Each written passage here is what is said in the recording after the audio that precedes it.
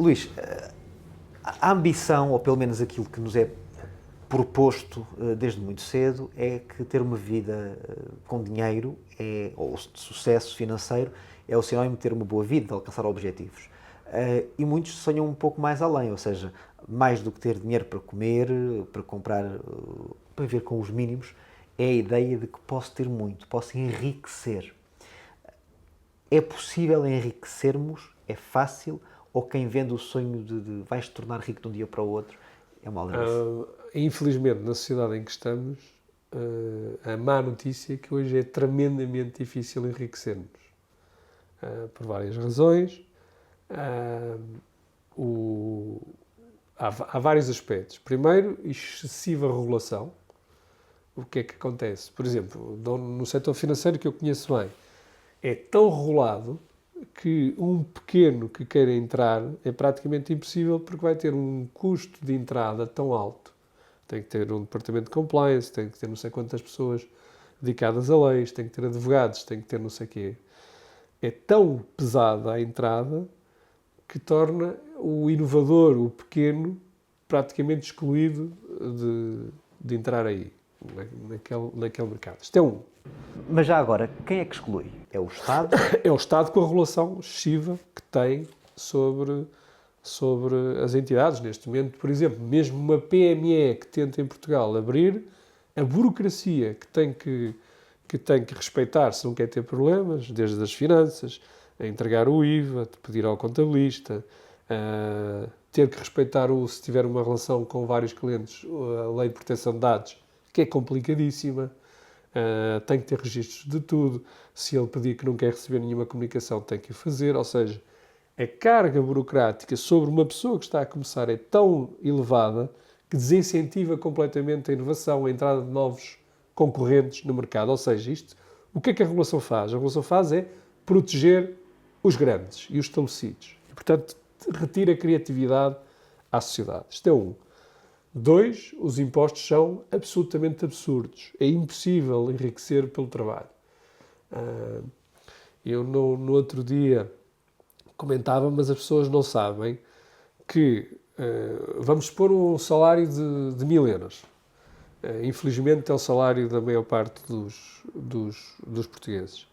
A empresa, para esse salário de 1000 euros, a empresa paga ao Estado 1223 euros. 23, mais ou menos. 1200, vamos pôr para arredondar 1250 euros. Desses 1250 euros, portanto, ele tem 1000 brutos. Porquê? Porque é a segurança social do empregador. Portanto, vou voltar a dizer, o salário de 1000, a empresa paga 1250. Vamos simplificar.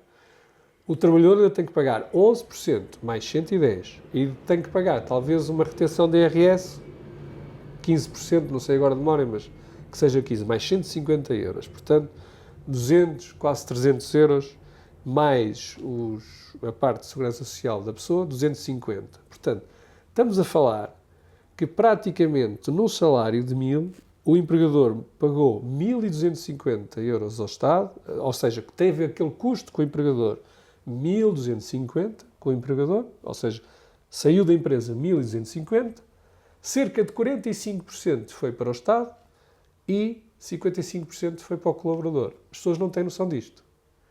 Porquê? Porque é que isto é feito? É uma espécie de onde é que está a bolinha. Que é, não, esta parte é do empregador. Esta parte é do trabalhador e, portanto, a pessoa fica baralhada. E não é impostos. Há uma parte que é Segurança Social e há outra parte que é IRS. E, portanto, a pessoa fica tão baralhada que acha que só pagou o IRS. Não. Saiu muito mais dinheiro do empregador por aquela pessoa. Isto para explicar, começa logo aqui. Portanto, a empresa custa 1250 e há um sócio que praticamente fica logo com 45. Mas ainda não parou por aqui. Ele, se for para a rua, paga em todos os consumos 23%, na maioria, e quando põe gasolina, qualquer litro, se calhar são 60% para o Estado e 40% para a empresa que está a vender.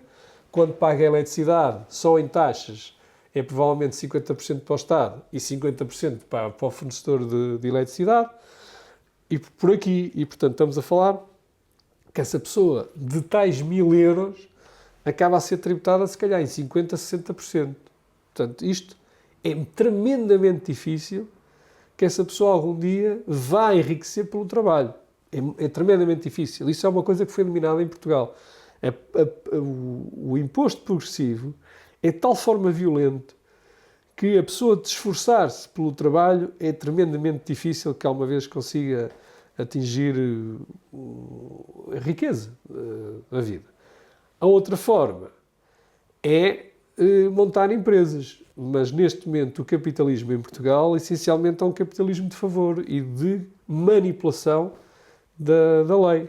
Que é o caso, por exemplo, agora na pandemia, tivemos os negócios das máscaras e dos testes das farmácias. Portanto, todo esse setor beneficiou do facto do Estado ter imposto um determinado comportamento às pessoas, em que diz, não, você tem que se ir testar, de assim, dia não.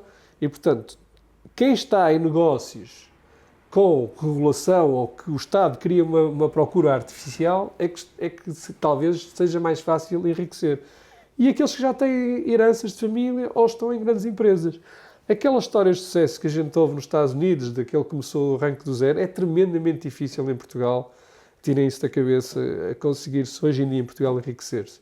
Com as condições que está, volto a repetir, tributárias e de regulação, é tremendo, é quase missão impossível uma pessoa que consiga enriquecer em Portugal pelo trabalho.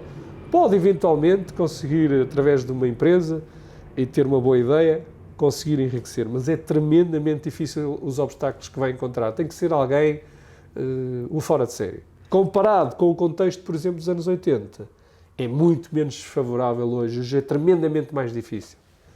Quanto ao Estado, no meio disto tudo, como é que fica? Consegue enriquecer ou não consegue enriquecer? Se repararmos, hoje em dia, eu não vou aqui estar a citar, mas faz-me imensa confusão. Eu vou-vos dar um exemplo. Não quero entrar aqui com nomes, mas vocês podem consultar. Se vocês virem listas de políticos conhecidos, quando vão ver o património, sei lá, 1,5 milhão nas contas bancárias, ou que tem não sei quantas casas no valor de patrimonial de X, etc.